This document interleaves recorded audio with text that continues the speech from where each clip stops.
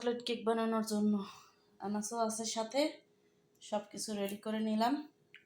এই যে, তো আজকে কেক বানাইতে যা যা লাগবে, 1 কাপ তেল নিয়ে নিলাম 3টা ডিম, সাথে আছে চকলেট কেক পাউডার, আছে হালিব দুধ। তো দেখুন কিভাবে আজকের কেকটা তৈরি করি। আগে দিয়ে দিলাম তেল, 1 কাপ তেল দিয়ে দিলাম 3টা ডিম, একটা একটা করে যে 3টা ডিম দিয়ে দিলাম, সাথে দুধ দিয়ে দিলাম। এখন সুন্দর করে আপনার এটাকে মিশ্রিত করতে হবে।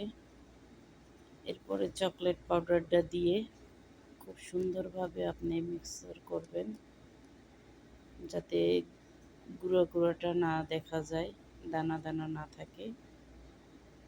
এর আগেই আমি আমার প্যানের উপরে ঘি লাগাই রাখছিলাম, আপনি চাইলে সয়াবিন তেলও দিয়ে রাখতে পারেন।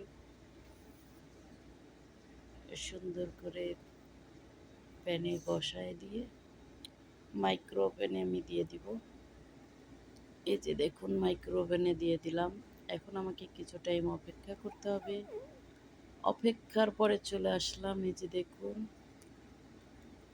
আমার আসলে একটু জালটা বেশি হয়ে গেছিল, যার কারণে উপরটা একটু কালো কালো হয়ে গেছে।